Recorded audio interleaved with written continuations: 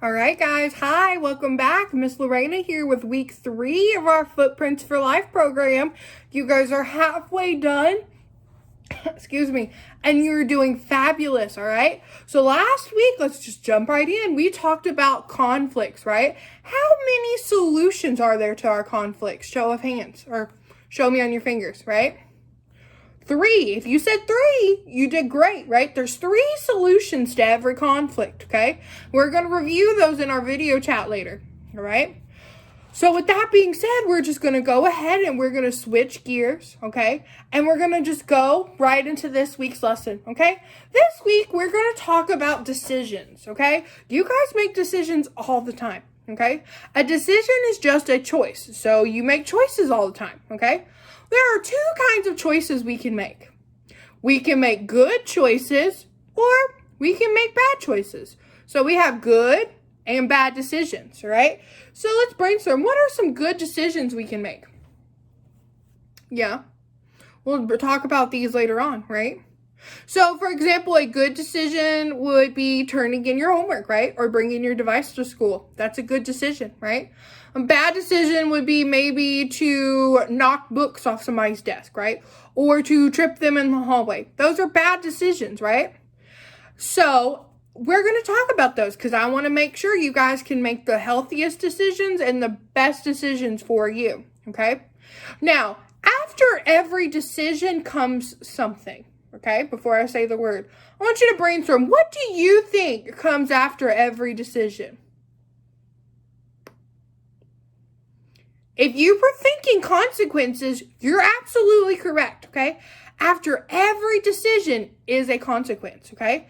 I don't want you to think that word consequence is bad, okay? So if you have in your noggin this thought that says consequences equals trouble or consequences equals bad, I want you to grab that thought and throw it out, okay? We don't need it, okay? What I want you to replace it with, what I want you to remember is that a consequence is what happens after you make your decisions, okay? After you make your decisions, okay? So later on, when I ask you, when I video call, when does a consequence happen? I want you to say, after you make your decision, okay? Because if we make a good decision, can we have a good consequence? Absolutely, right? If you made the good decision to eat all your fruits and vegetables off your dinner plate, you will probably get rewarded with the good consequence of dessert, right? Just like if you made the good decision to study really hard for your spelling test, you will get the good consequence of taking home an A+, right? Getting every word right. So, we can have good consequences. Now, on the other hand, if we make a bad decision, we can have a bad consequence, right? So, for example, if we said we made that bad decision earlier to knock our friends' books off their desk, right? After that comes a bad consequence. You may lose a dojo point or you might have to move your clip down, okay? If you decided to argue with your brother or sister at home, that's a bad decision, right? And it could lead to the bad consequence of maybe you being grounded or losing outside time or having something taken away, okay? Just like we can have good and bad decisions, we can have good and bad consequences.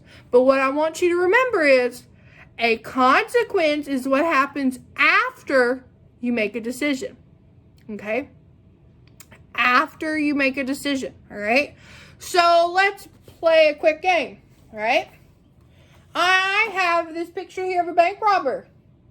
Do we think robbing a bank is a good decision or a bad decision? Think it over. We can talk about this later, right? But most of us immediately are like, oh my goodness, that's a bad decision, right? Because afterwards we know bad things could happen. Bad consequences, okay? Like you're going to get in trouble with the police maybe, right? Or you're going to, I don't know, you might have to go to court, right?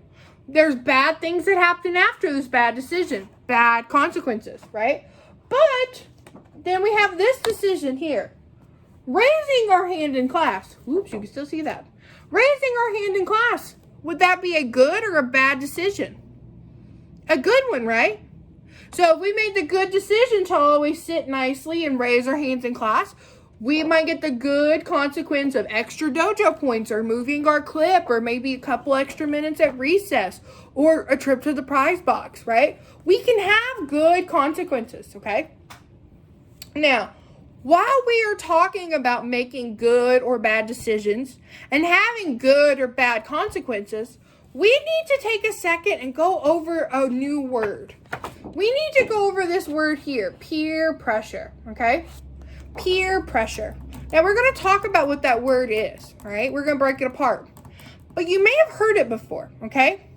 So, a peer, this word right here, P-E-E-R, yes. A peer is a person. This person is going to be close in age to you, okay? So close in age means they could be a few years older, a few years younger, or even your age, but they're close to your age, right? They're like an age group, all right? So if somebody in your age group is trying to make you do something, we call it peer pressure because that person is in your age group, which makes them your peer. So a peer is somebody close to your age. Now, you all are in second grade. I want you to think about this. You're in second grade, so am I your peer? No, because I'm not close to your age, right? But you are in a class with like 20, 30 other kids. Are all those kids in your class your peers? Yeah, they are. Everyone you're sitting near right now is your peer because they are close to your age, all right? So a peer is a person close to your age. And when that peer is trying to make you do something, we call it peer pressure, okay? We're going over this because sometimes when we feel peer pressure, it's not always about a good decision. Sometimes we are peer pressured about bad decisions, okay? So what I want you guys to do anytime you're feeling peer pressured is to stop and think before you do, okay? I want you to ask yourself, and what I'm about to do, is this a good or a bad decision? Or am I going to have a good or a bad consequence, right? So anytime you feel you're being peer pressured, I want you to stop and think. Is this going to be a good or a bad thing, right? Will I get in trouble for this? I want you to stop and think before you do, okay? In today's puppet show, because of peer pressure, one of our friends makes a not so great choice, okay? A not a great decision, okay? And I want you to listen out for those consequences to those decisions. I want you to let me know later on when I call in, were they bad consequences, good consequences? What were those consequences, okay? And we'll go over some more decision cards, and we'll go over more examples of our peer, okay? But remember, a peer is a person close to your age. Good job, right? Awesome. So we're going to go ahead and cut to your puppet show, and I will be calling you guys later. Bye. Raccoon ran upstairs to get his money for the movies. All week, everyone at school talked about going to see this new movie. He had to go. Ricardo shook his piggy bank, but there was nothing inside. Betsy Beaver says, "I'll meet you in the car, Ricardo. Your mom says hurry up." Ricardo looked through his drawer, but he knew he wasn't going to find any money. He spent his allowance on a new soccer ball. Serena Fox says, "Ricardo, what's taking you so long? I want all the other kids in our class to see us. I don't want them to think we're dorks or something and couldn't go." Ricardo thought, maybe his aunt would give him the money. So he ran into her bedroom, but she wasn't there. Her purse sat on the bed. Pete Porcupine says, "Ricardo, your mom says she'll leave you at home if you're not in the car this minute." Ricardo closed his eyes and shut out that little voice in his head that said, "Don't you do it." But he just had to see this movie. All of his friends were going and his mom was driving them. So he opened his aunt's purse, stole enough money for the movies, and then ran out of the house. When Ricardo's mom and aunt discovered what he had done, he was grounded for a week. He missed a big soccer game and then had to explain to the coach what he had done. These were some serious consequences. Ricardo wished he had not stolen the money.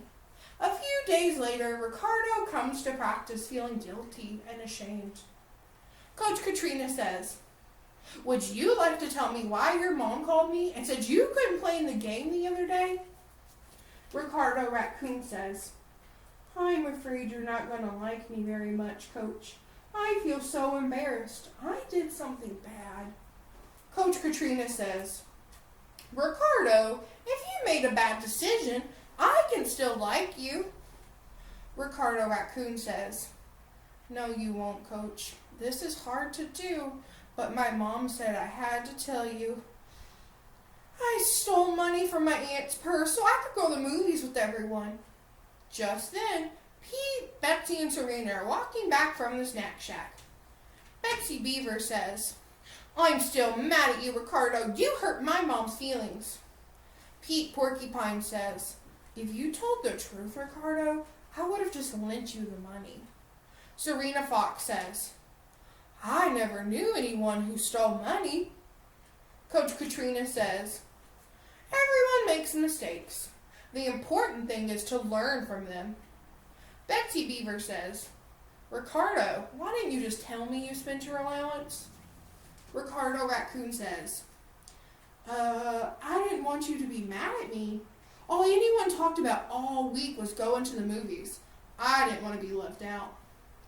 Pete Porcupine says, "We could have just waited until you could go with us to see the movie." Serena Fox says, "No way! All the cool kids were seeing that movie. I wouldn't have wanted to miss it and be left out." Coach Katrina says, "So, going to the movies was the cool thing to do?" Ricardo Raccoon says, "The coolest? It was the first showing of the movie, and I just wanted to be able to talk about it like everyone else." Coach Katrina says, "Sometimes when we feel pressure from our friends or peers to be liked or belong, we do something we wouldn't ordinarily think of doing. That's called peer pressure." Pete Porcupine says, "I can understand why Ricardo felt peer pressure to go.